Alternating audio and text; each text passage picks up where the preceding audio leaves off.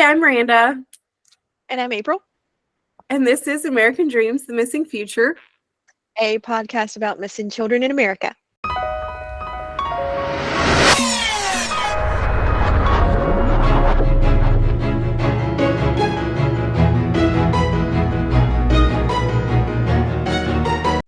So today we're actually going to talk about two missing girls from Rocky Ford, Colorado. Their names are Yvonne Mestas and Victoria Sanchez. They went missing November 1st of 1982. That's it. That's the case. I was two. No, it really isn't funny because that really is seriously pretty much everything I could find about their disappearance. That they willingly left the high school together, Rocky Ford High School. They left and just were never, ever seen again. Well, that's depressing. There's not any more detail than that.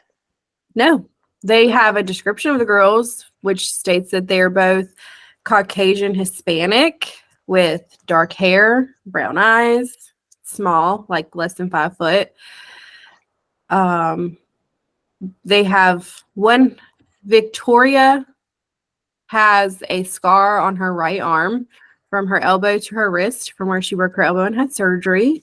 And Yvonne has a heart-shaped birthmark on the right side of her butt. But that's it. Wow. How is there not more detail on this? Is it because they're Hispanic? Well, you know me. That's what I'm gonna say. That's what I'm like. Those white cops did not care. And I was thinking about using this as a time to talk about the missing white girl syndrome, which is a real thing. What is that? It's just where when a white woman or a white girl goes missing, they tend to get more media coverage and more like man hours from the police forces than minorities. And that was especially true in like the 80s and the 90s. I pick on the 80s a lot, but it was actually true in the 80s and 90s. And even now, like there was, and I'm doing it right now because there was another girl who went missing at the same time as Gabby Petito. And I believe that she's African American, and I can't remember her name. And I feel really bad about that. So I'm going to look that up when we're done with this episode. But like Gabby Petito, there's thousands of podcasts about her that you type her name into Google and you're going to find at least 1,200 articles about her disappearance and her murder and her case. But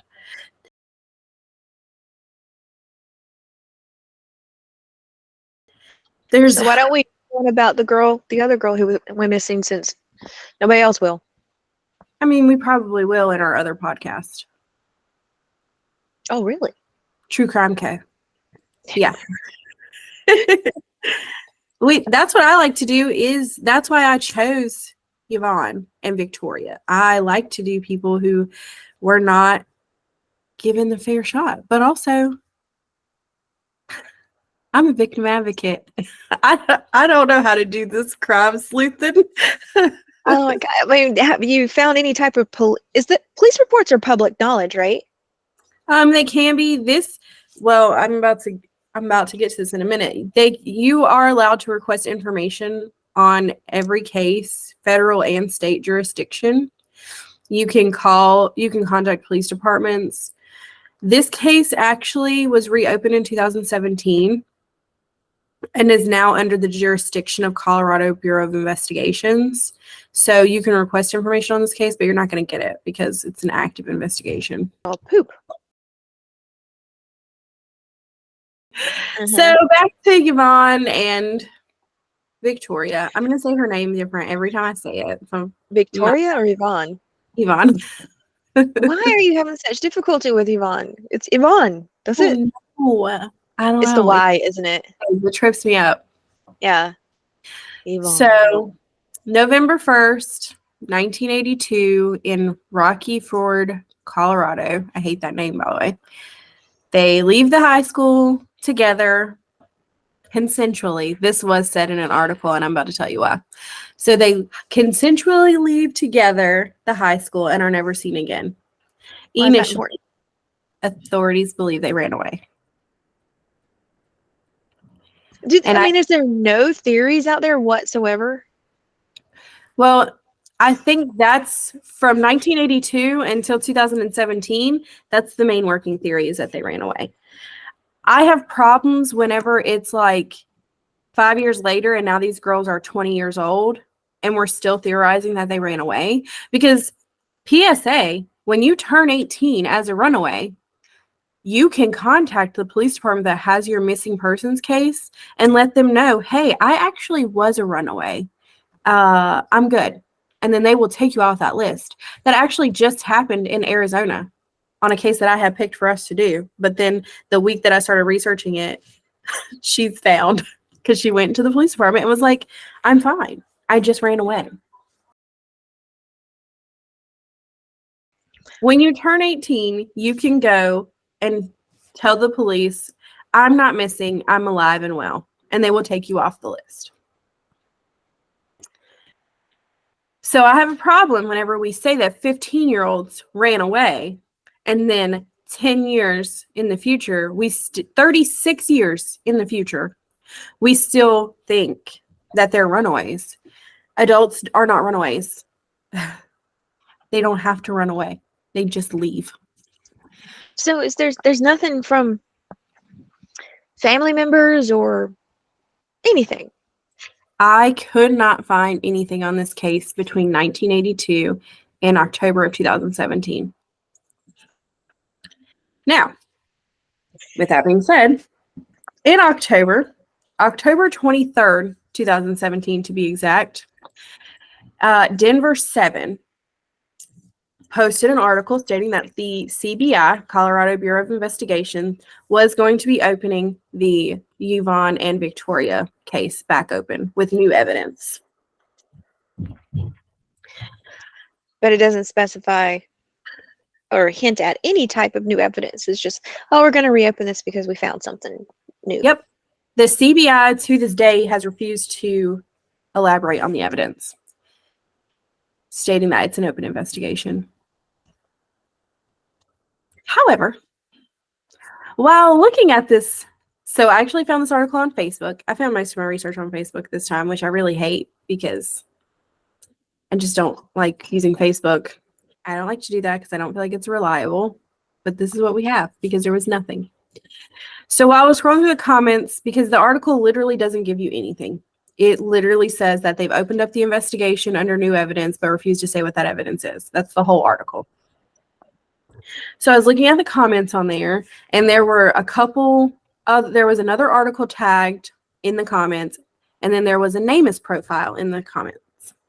So the first article that I clicked on stated that this was published October 26, 2017, and it said only 11 News was with the investigators who spent the day searching in and around a home in Rocky Ford, Colorado. So it's about 90 minutes outside of Colorado Springs. That's not relevant for our story, but it is relevant for who has just been arrested for murder, which is Thomas Egley. And he actually murdered a woman in 1970 in Utah. Now, I'm not really sure how he is connected to Yvonne and Victoria, but these two did get connected through Facebook. And they did search his residence, and they brought out a bag. They brought out a box with like red tape on it. And that's all that we know about that. Is that they opened the investigation on October 23rd is when it was reported to the media. And then October 26th, they went in and looked into Thomas Egley's home. And the people on Facebook were connecting these two because Thomas was already in jail for the murder of Loretta, whose last name I can't remember, I'm sorry. So he killed Loretta in Price, Utah, and he was already in jail, convicted, sentenced for that crime. So, like, it's weird that they're searching his house again and collecting more evidence. and people believe that they're collecting evidence for the missing girls. Mm-hmm. And it does say that the house, Thomas's house, is 5 minutes away from Rockyford High School, which is where the girls were last seen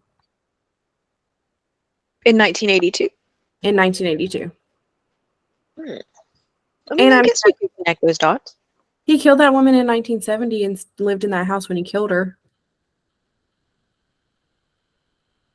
Well, I mean, then it's a pretty good assumption, I would think. I mean, I think so. I think they're connected. I wouldn't have brought it up if I didn't. Fair enough.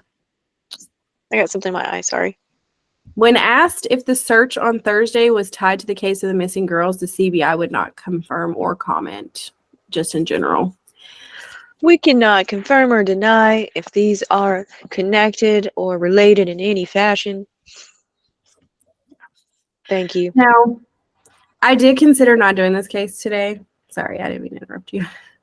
I did consider not doing this case today because on that Denver 7 Facebook article, there's a woman with the last name Sanchez, I'm not going to say her first name, who commented on it and said, Denver 7, please take this story down. I'm her niece, and my family haven't heard a single thing from the Rockyford Police Department. We don't want this to get to my grandma, her mom, before they reach her. We're all very hurt and upset about seeing this info on social media for the first time. So, this is the first time I've actually ever found like comments from a family member. And I thought it was really sad. That is sad. Let's see. Do we know how old the mother is at this time? Because they would be about 40, 46, right? No. I don't know. This was 6 years ago in 2017. And it's, I mean, she's alive because she says she doesn't want her grandma to find out about it on Facebook. Obviously, Denver 7 did not heed this comment and take the post down because I found it today. Oh, I was about 10 years off. They're about 56. They would be about 56. So if, depending on the age of the mother when she had, or the mothers, when they had them, then maybe they could be 70s. That's what I would think, 70s. Maybe even. Based on like being at 20 years old, if when they had them. Mm-hmm. Man, that was articulate, wasn't it? So, Well, go ahead. Do you think that they would be upset that we're talking about it now? Well, I did consider that. I was really, but I wonder the way I choose to look at it, because I decided to do this case anyways. The way I've chosen to look at it is this case happened in 1982, and there's been absolutely no media coverage, nothing. I couldn't even find a single article talking about what the family was. How I wouldn't know that Victoria Sanchez had a niece because I wouldn't know that she had a sister. Like, there's nothing out there from their disappearance. It literally just says that they left the high school and that's it. Nobody ever saw them again. Maybe they were runaways. That's the only thing I found. Is when children can't be found, it's automatic they ran away? I think that we have this, like, we just think teenagers are volatile.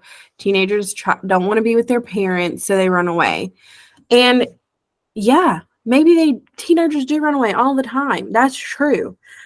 But I think it's better to waste man hours looking for a kid who's run away and is safe than to not take it seriously and then miss evidence on a case of a kid who was murdered.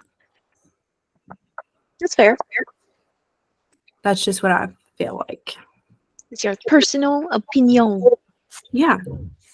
I mean, so what if we wasted a couple hours looking for a kid who was at Bobby Sue's house because she's mad at her parents for grounding her?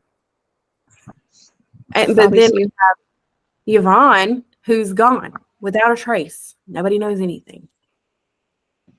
Not just Yvonne, Victoria. Yeah, and Victoria. Both of them. Gosh, that's hard to just fathom. I can't imagine the anguish that the family has felt all this time without knowing what's happened to those girls. Yeah. Decades of not knowing, and nobody else knowing or even looking. No news articles, nothing.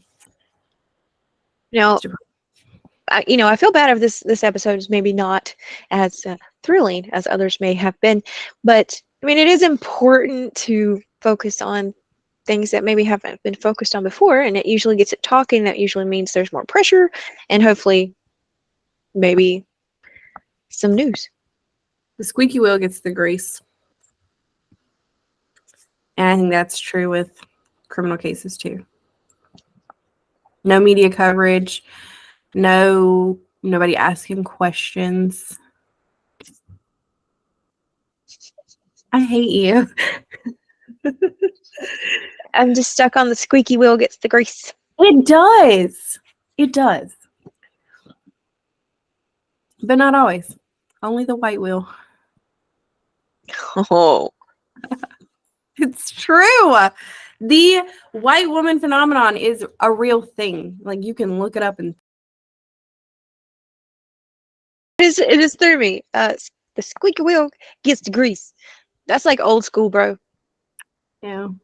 Yeah, you chose it, man. You chose it. I did. And I chose it for a reason, because I feel like usually I try to shy away from cases that don't have a lot of information, because it's hard. We don't know anything. We're not detectives or private investigators or criminal journalists. We are just two Amateur people who like to talk about this stuff. Yeah, and you have a background in customer service, and I have a background in domestic violence, not as a perpetrator, just so we're aware.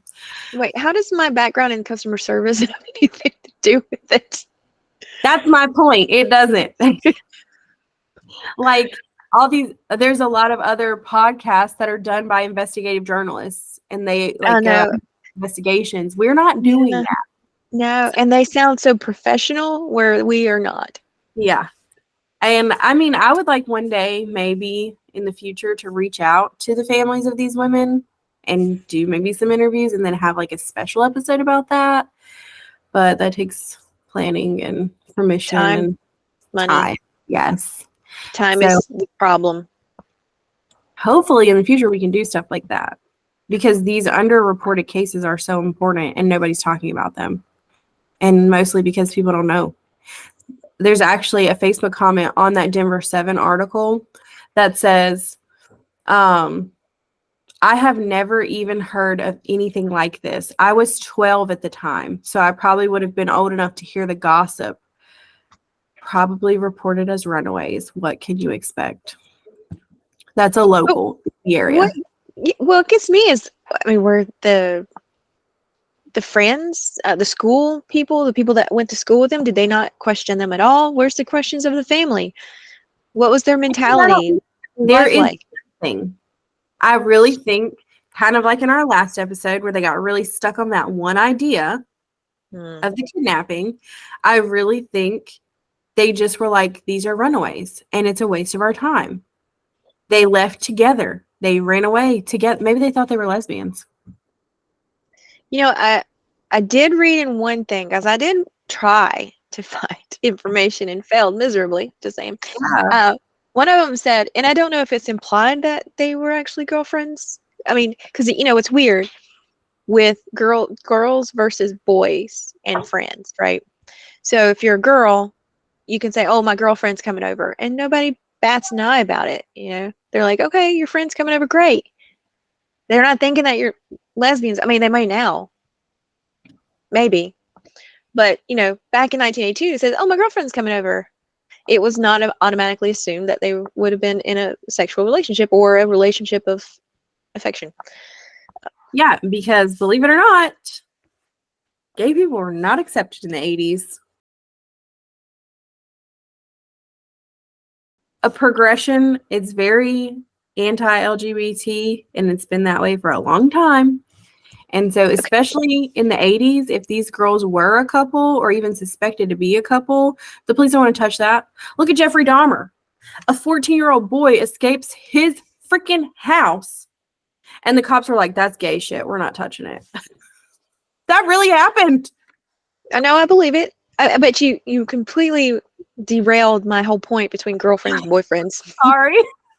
Like I said, girlfriends could say, "Oh, my girlfriend's coming over," and I don't think it's a relationship. You're like, "Oh, let's take it right field, left field, some other field than where I was going."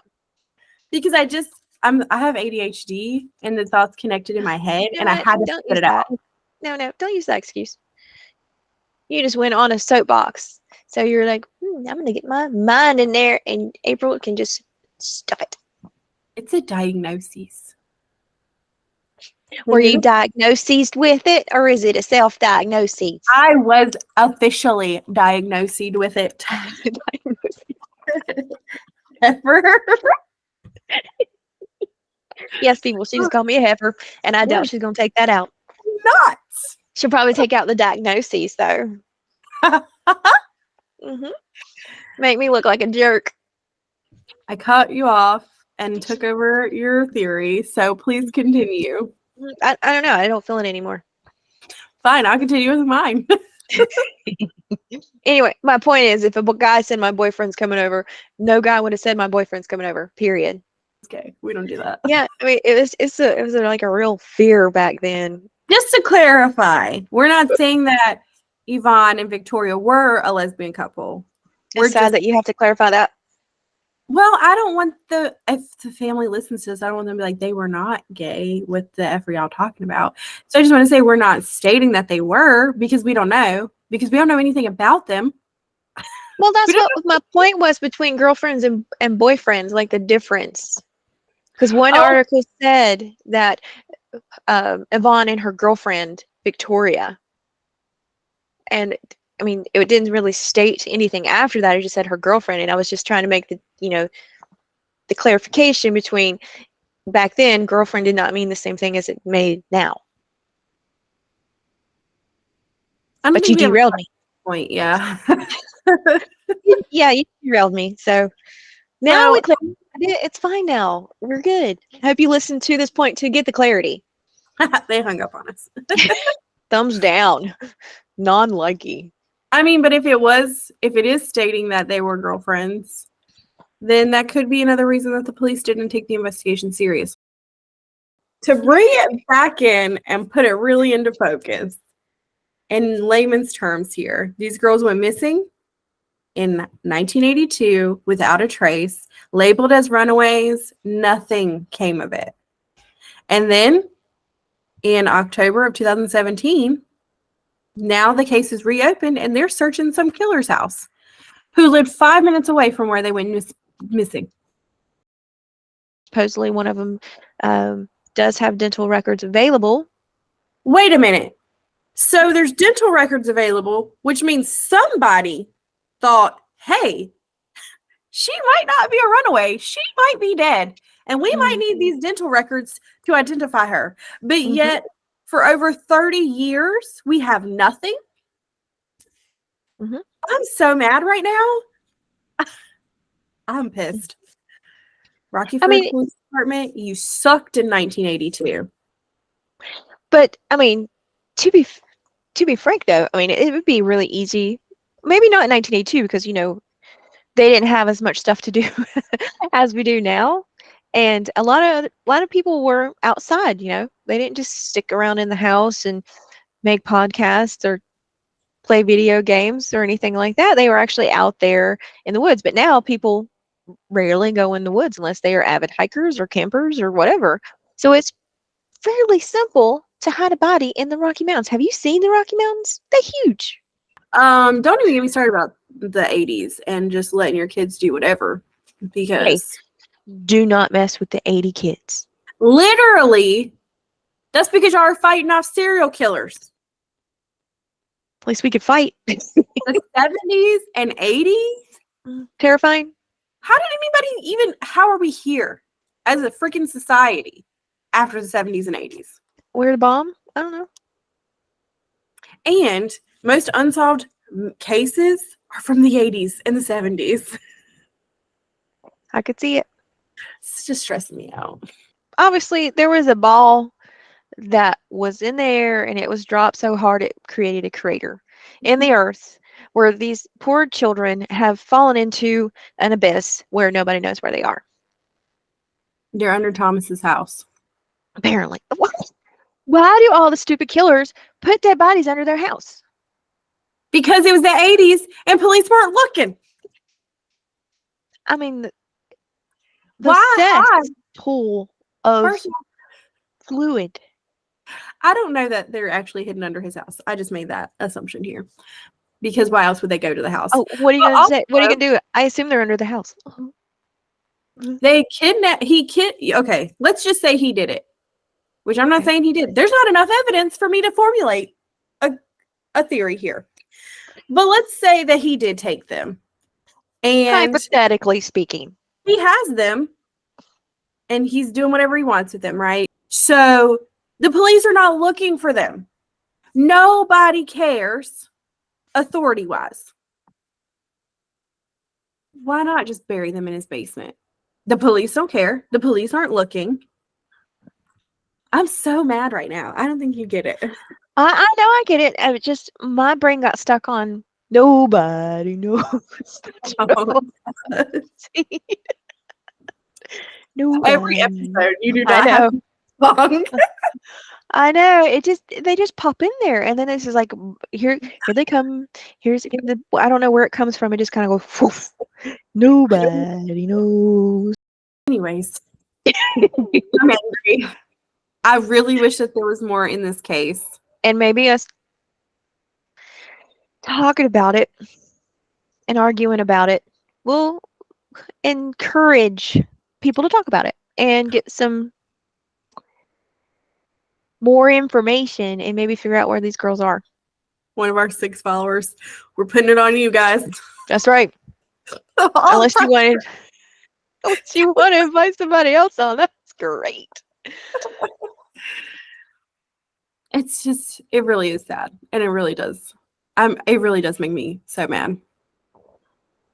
Are you mad? I I feel like am. you're mad. I actually feel like my eyes are stinging because I'm going to cry. I'm so mad. Don't cry. I mean, you can cry. It's Yeah. okay to cry. Oh my gosh. That's all. All right.